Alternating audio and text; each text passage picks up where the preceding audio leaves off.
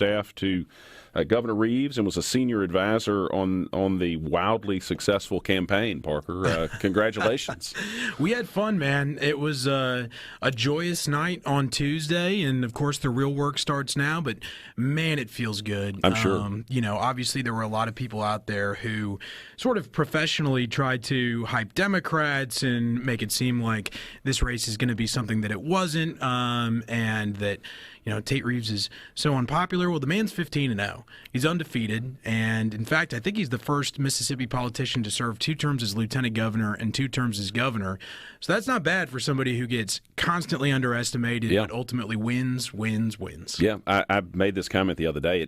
Wednesday morning, what I said is if you have somebody who has a subscription to the New York Times, although I suspect you have a different outlet in mind, you need to go over and give them a hug because they're going to be devastated. I mean, they had been told over and over and over again, this was the time. Tate Reeves was beatable. Brandon Presley might win on the first day. And I think there had to be some people who were just stunned when Tate not only won, but he won pretty comfortably. This wasn't 50% and 2 or 3 extra votes. I mean, he was well over 51%. Yeah, it was never a doubt once election night started. And, of course, as a political professional, you always want to play like you're a few points behind.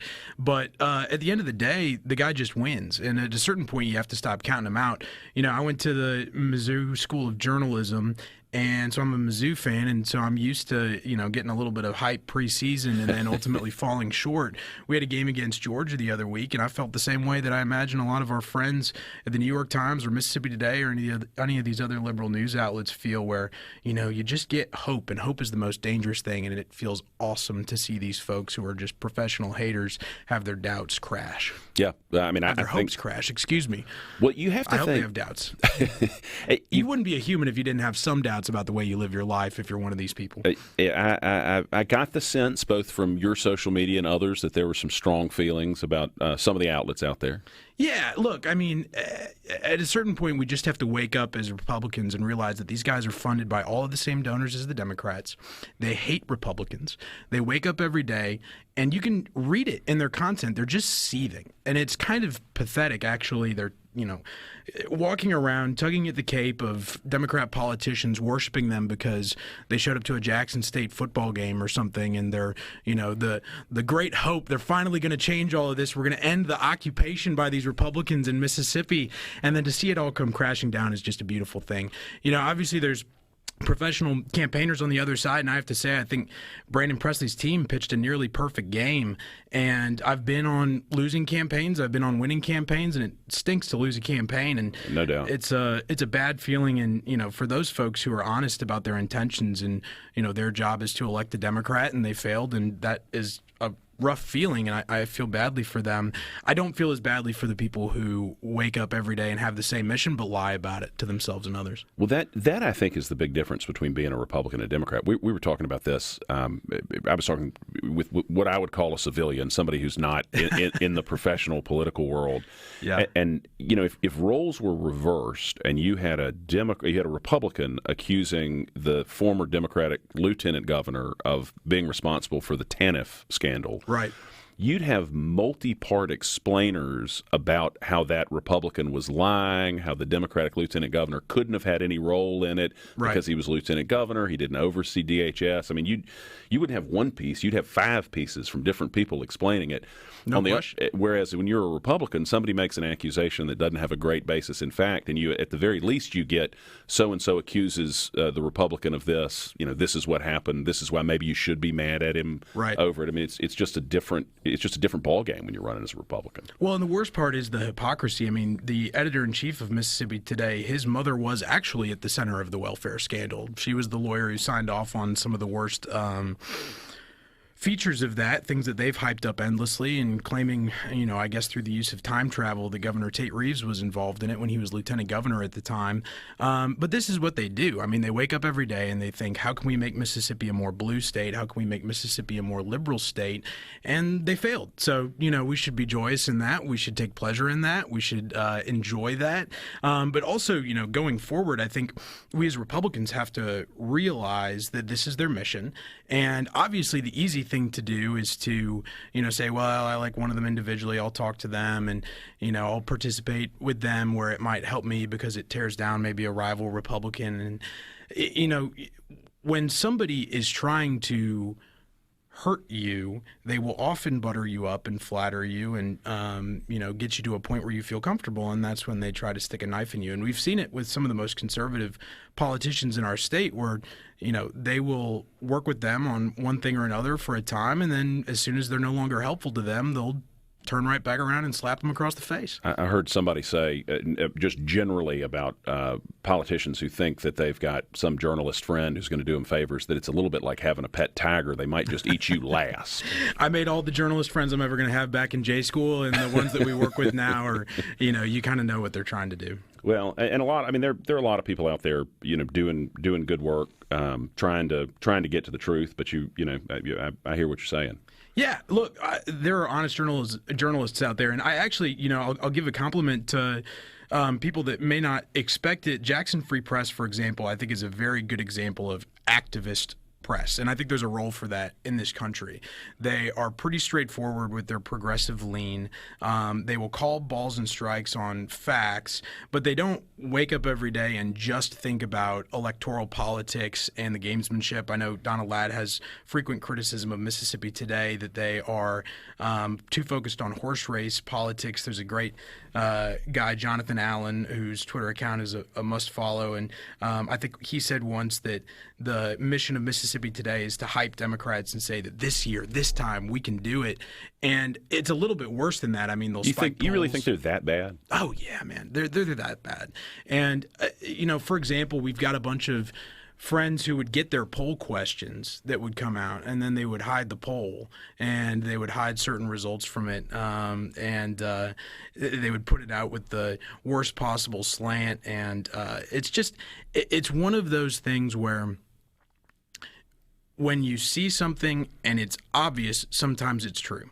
When they write for months and months on end that this is the time and it always fails, it is what it looks like. It reminded me a little bit of Beto O'Rourke in Texas, where things get so hyped up and they say, "This, we're able to do this," and there's a whole, this as well as anybody, there's a whole fundraising piece of this too, right? Where you get the stories placed in the right outlets, right, that liberals are going to read. You've got the opportunity, and then they've got that Act Blue national network where small dollar donors in New York City, Los Angeles, wherever, read that story in the Times and say, "Oh gosh, well, I'll give $200 to turn a deep red state blue," thinking that there's an opportunity. And like Mayor Flagg says, there does seem to be this 46, 47% wall for a Democrat in Mississippi when the Republicans run a very good campaign, and y'all ran a great one. Yeah, we had fun. I think there's things that after action I would look back, and I'm not going to say that we ran a perfect campaign with no mistakes, but the governor really deserves the most credit for all of this because time and time again he just wins. In 2019, Jim Hood was vaunted and was propped up as the guy who was finally going to take down all of these Republicans, and they were just as in love with him as they are with Brandon Presley. But he spent about half what Brandon Presley did for the exact same result. Brandon Presley spent over $12 million, especially when you factor in all of the C4s and outside groups that played pretty heavily in this race.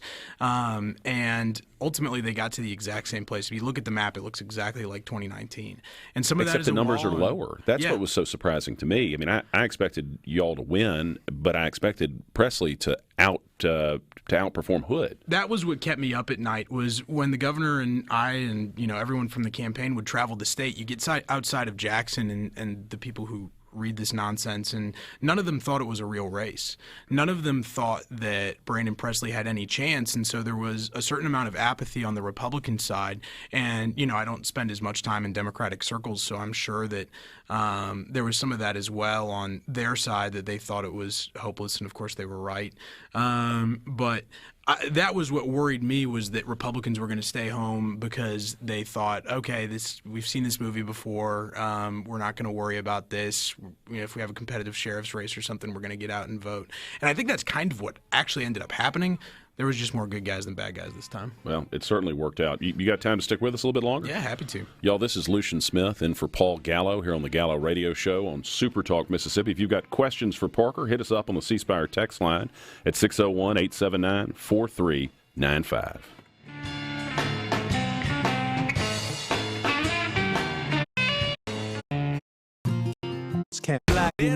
Your drink fit. Line. The internet. Got it. Get there to debate. Super Talk Mississippi. We're coming to you live from the Trustmark Bank studio. Life's beautiful when your bank fits you to a T. Trustmark, people you trust, advice that works. To learn more, go to trustmark.com, member FDIC. Well, Parker Briden is with us. Parker was the senior advisor on Tate Reeves' successful reelection campaign. He was Governor Reeves' chief of staff for a good little bit. So, Parker, the interesting thing, and we were talking a little bit off the air about this, but you know, for all the money that the Democrats had this cycle, you would have expected that Brandon Presley would have gotten more votes than Jim Hood did. And if he'd gotten just the Hood votes, it's a 5,000 or 6,000 vote race instead of a 30,000 vote race. And I'm curious. I mean, you were out there. You were as close to it as just about anybody on the Republican side. I mean, what do you attribute that to? Well, we could certainly go into the X's and O's of campaigning and, you know, where you allocate your money and your resources in a political campaign. But I actually think that the answer is not anything that happened on the campaign trail this year. I want to give a tremendous amount of credit to Mississippi legislators and the people in the governor's office. You know, in 2019, there were really three issues that animated the opponents of the governor. And that was true of our primary opponents. It was true of Jim Hood and the conglomerated Democrat machine. And it was Medicaid expansion, teacher pay, and the gas tax. And Tate Reeves stood nearly alone in opposing a gas tax increase, but he, you know, said he was for teacher pay and obviously, you know, addressed that we wanted to do something with hospitals, but for one reason or another, it was issues that really were owned by the other side at every point in that campaign. And over the course of 4 years, teacher pay was raised by more than the governor promised. Infrastructure spending went way up, and that included a tremendous amount of state dollars, real investment from a state's perspective in fixing roads and bridges and those things that people care about. And obviously there was a lot of work done in the healthcare space as well. I think we saw a massive setback with the pandemic that didn't allow us to move the ball forward. We were in survival mode for over half of the governor's term. But I just want to give a tremendous amount of credit to people like Lieutenant Governor Delbert Hosemann and all of the legislators who really made teacher pay and infrastructure spending a focus. There were plenty of times over 4 years where the governor and those folks disagreed, but I think there was a real uniformity and collective focus on putting those issues to bed. And it allowed us to run on education, which is something that across the country does not really happen for Republicans all that often. And there was less conversation about infrastructure spending, but it took something off the table for the Democrats that was a real animator in 2019. Well, it's interesting, and you're right about education. And you know, I worked for Phil Bryant, and you know, he called for that big change in 2013, but Governor Reeves got it through the Senate. Philip Gunn got it through the House, and it is a change that Mississippi Republicans are able to run on education now and have that be a reason to vote Republican as opposed to a Democratic talking point. I mean, education's better now because the Republicans have made education better now that they're in charge of the state. And that's true across the country, that it's an issue that usually tends to be one that the Democrats get to take. And, you know, Brandon tried to take a couple of token Republican issues like tax cuts and, you know, give the appearance of being a Republican. But it's rare for Republican politicians running for any state office to be able to talk about teacher pay, investing in roads and bridges, and we were able to do that. And the campaign was two-pronged. Obviously, we wanted to make sure that we hit Brandon on those social issues and his association with the National Democratic Party and pin Joe Biden on him, who was incredibly unpopular in Mississippi. But, you know, beyond that, we ran on education, the results that have been achieved by Phil Bryant, the legislative leadership, and, you know, everyone in the legislature and Governor Tate Reeves working together, increasing teacher pay. You know, that's a rare thing for us to be able to do that. And I think that Mississippi leadership as a whole, can pass the ball and take credit for that, because there's plenty of credit to go around. Well, and hopefully that'll continue to be something that Republicans can run on, not just past successes, but as we look forward to the 24 session, my hope is that we'll continue to build on this Mississippi miracle and start to see things like school choice adopted that'll make Mississippi education even better than it is right now. Yeah, I think we will. I'm optimistic about, this second term. Obviously, with so many people getting reelected, you should no longer have some of those growing pains and feeling each other out, and just be able to move the ball forward on things that everybody cares about. That's what everybody wants to see. I think in everybody's hearts of hearts, that's what everybody who's involved in this wants to really do. And there's a lot of distractions. There's a lot of people who will try to gin up divisions, but at the end of the day, election season's over, and we just got to get back to the business of governing. And yeah, I think that's what everybody wants to do. That's right. I think at this point, people are ready to start looking forward, figure out what we're going to do. Republicans have a super majority in both chambers. We've got the governor. I mean, now's an opportunity for us to do big things, and I hope that we'll do them. I'm excited about it, and I'm hopeful that there is a real focus on achieving conservative things, because one of my fears is that the people who invested so heavily in this race and in off-year spending for things, liberal nonprofits, Democrats are professional organizers, and they're not going away. And I don't think it is impossible that in 2027 or beyond, we will not see such a strong Republican majority amongst statewide elected officials, amongst legislators. This is not something that is given, it's earned. And so I hope that we will take full advantage of it during our time here.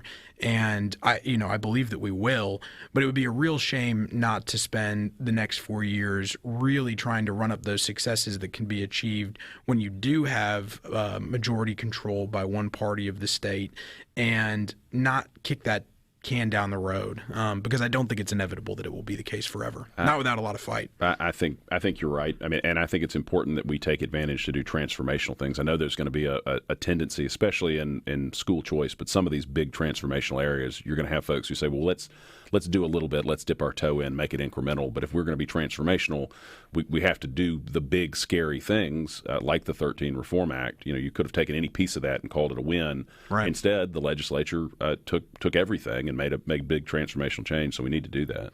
Yeah, it requires boldness, and there's different priorities of what to do with that, and so you got to figure that out over time. Get in a room together and try to decide on one big win that you can lower your shoulder into and really try to be successful.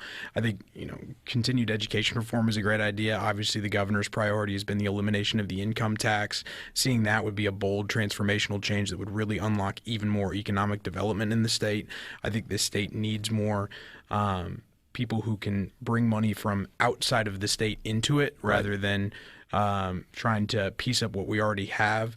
And so, doing something bold like that can bring even more investment would be a fantastic idea. But whatever it is, and whatever people can agree upon, I hope that they will do everything in their power to be bold. I could not agree more.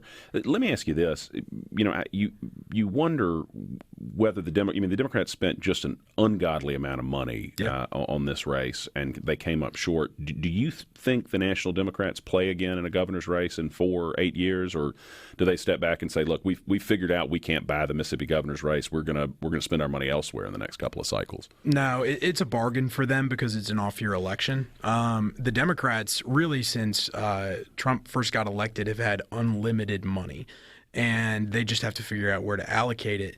And so in a year like 2024, my hope for Mississippi's Senate race, and I think the Republican nominee, likely to be Trump, will be successful at the presidential level. But my hope is that they take a pass on it because they have other priorities elsewhere. But in these state-based elections, they can put $12 to $15 million in, and it's a rounding error for them, right? Because they're going to spend twice that on a Senate race the next year. But it's a lot of money in Mississippi because Republicans largely raise money from in-state, donors who are conservatives or want to see the state take some particular position or whatever. They've just got an interest that's more local, and the national Democrat fundraising apparatus is an area where we just get our butt kicked in every race across the country. And they'll put $40 million into a primary challenger for Lindsey Graham, which they know is not going to be successful, but they just want to play everywhere and gain every inch. And I do think that they, have some advantages here if they can ever take care of them.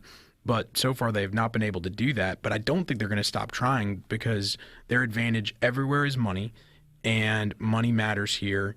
And eventually they can be successful if we don't, have politicians like the governor who are incredibly disciplined about raising money in the off years, holding it, not spending it, spending it when it matters, and doing all the things that it takes to be successful as he's been. That's a subtle point, but an important one that I think a lot of times politicians forget. It's not just the raising it. It's not burning it in off-year elections. I mean, in off years. I like a steak dinner as much as the next guy. Right, but it's easy to raise that money and burn it. Parker, you want to stick with us for one more second? Sure. Talk maybe a little national politics, a little party building in the state. This is Lucian Smith in for Paul Gallo here on the Gallo Radio Show on Super Talk, Mississippi.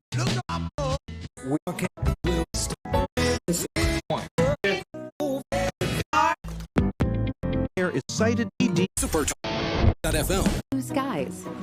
Like restricted work. Talk Mississippi. We're coming to you live from the Trustmark Bank studio. Life's beautiful when your bank fits you to a T.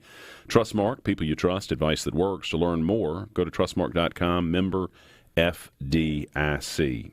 Well, with us in studio is Parker Briden. Parker was chief of staff to Governor Reeves and was a senior advisor on the Reeves campaign, talking a little bit about what all happened before Election Day to make it a big success for the governor. One of the things that happened on Election Day was the Hinds County situation, where you had a handful of precincts in Hinds County that literally ran out of ballots.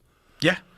It's interesting, the chaos that happened there. It's the kind of thing that is very useful as a cope for the Democrats to look at that and say, wow, if only the Hinds County Election Commission or, some other boogeyman that they'll gin up could have gotten their stuff together, we would have won. That's not the case. But it's interesting that, after all these years of doing this, they still can't get their stuff together, and that the response was, hey, we got to keep all of Hinds County open for an additional 2 hours. I know you were out poll watching, making sure that, as much of that was handled with integrity as possible. But what I heard from a lot of the folks who were out and about is that the poll workers, didn't even understand that or, quite know what to do. And it's just a real shame because I hope that they can get their work done and get it together, and I hope that they can put to bed any of the fears that people have of not being able to vote. Because we want everybody to be able to Absolutely. vote. We want their voice to be heard, and I think that most people who wanted to, or everybody that wanted to, was ultimately able to. But I was concerned at the end of the day when I started seeing the left try to take advantage of it and keep the polls open for as long as possible. Understandably so. But you're right, too. It's just there's an issue in Hinds County. You just can't give one county, 2 extra hours compared to everybody else. Right. It's just everybody would agree that's unreasonable. But it's insane to me. I mean, this is not incredibly complicated stuff. You need to have enough ballots printed, and the law is very clear. You got to have 60% of the active voter list, and for people not to show up and not be able to vote is really disheartening. And a lot of the places where this happened were overwhelmingly Democratic areas. I mean, where I poll watched, I think when they ran the final tabulation, I think Brandon Presley had 600 votes and Tate Reeves had 12. So I mean, it's not just a shame that it was Republicans who were turned away. I mean, you had a lot of Democratic voters who showed up and they weren't able to cast a ballot. You worry, how many of them their life did not allow them to come back later that day. Now, clearly not enough to change the outcome of the election. And I will say, to Brandon Presley's credit, when he conceded, there was none of this. You are seeing these stories in the media that I think are sort of a way of coping with the loss, but you didn't see Brandon Presley give in to that tendency that some people have to blame what happened on some sort of shenanigans. I mean, he to his credit, got up, conceded, and was very complimentary of the governor when he did it. Yeah, no question. Look, I hope that everybody, no matter who they vote for, always gets a chance to make their voice heard. I did, we were following it pretty closely. It looked like the precincts that specifically were running out of ballots were a lot closer to 50-50, animated by local political race there that was competitive, and that was sort of what they didn't expect was that a lot of people were going to go out and vote in Hinds County race for Republicans, but there was some weirdness there. The boxes that we were tracking that we were hearing all day were running out of ballots. One of them, I think the Gov won by like a couple of votes in 2019. One of them we lost by a couple of votes, but it doesn't matter. I mean, Republicans or Democrats, you want everybody to be able to vote easily. Well, and I hope the legislature will take a look and figure out whether there is some sort of structural reform to how the election commissions work that prevents that sort of thing from happening. And maybe there's not a structural reform that fixes it, but to your point, every single person who wants to vote needs to be allowed to vote, and we've got to make sure that the system allows that. I hope one of these media outlets will go do public records requests and find out what the conversations were like behind the scenes, both in the lead up to it and on the day of, because I think that would certainly tell a very interesting story. Yeah, no, you make a good point. Parker, we were talking about this in the last segment, and I think you're right. We've been so successful on the Republican side in Mississippi that I think our biggest risk is that we start getting complacent, that people say, and I know it was a concern y'all had, it was a concern I had this cycle, that people will say, look, the Republicans win. And election day gets busy. You've got to, get your kids to school. You got to get to work. You got to get them a bath. You got to get them to bed. And all of a sudden, you look up and it's too late to vote. Right. And that I think is our biggest risk, is that 4 years from now, people say, or next year in the presidential and the Senate race, that too many people say, well, this is already, the Republicans are going to win no matter what. So it's okay that I'm not going to get to the polls. I mean, what do you think the state party, the local parties, and just conservative activists generally need to be doing these next 4 years to make sure that doesn't happen? Well, I think that generally it's a good thing for people to give directly to candidates, and I hope that they continue to do so in large numbers. But what the Democrats have done a very good job of is understanding that it takes more than that. They've invested in, liberal news outlets. They've invested in organizing. They've invested in things that go beyond just election day. And, the tendency to get complacent, and you're not doing this, but I blame it less on individual voters and more on those of us who really purport to care about this and want to make this an issue and want to be successful, because our job is to convince those people, not just on election day, but throughout the 4 years in between, that we're doing a very good job running the state that they've entrusted us with. And so that's what I would like to see, is some more kind of institutional investment in new organizations or new use cases for the ones that exist to move the ball forward, between November 7th is. Yeah, I think that's right, because the Democrats are doing it. I mean, they do it very well. The Democrats remind me a lot of, in a lot of ways, where the Republicans were in the 80s and 90s. I mean, they lost this election, but they invested heavily. We were talking about this off the air, that the DNC put millions of dollars into the state Democratic Party, and that helps them build up and be more competitive, which is why we've got to stay vigilant. In some ways, we're a victim of our own success. I have sort of a broad critique of the conservative movement across the country, that we're in this cycle of lose, complain, fundraise. And that allows us to, have great think tanks and, nonprofit groups that exist at the national level to kind of fight back against, the erosion of conservative values in our country, but they're not all that effective in actually perpetuating change. I think that probably the conservative legal movement is the best exception to that. But, in Mississippi, that is somewhat what the Democrats are doing, but eventually you got to get worried that they are actually going to catch the car and they're going to be successful in some regard, because that losing motivates investment and organization a lot more than winning.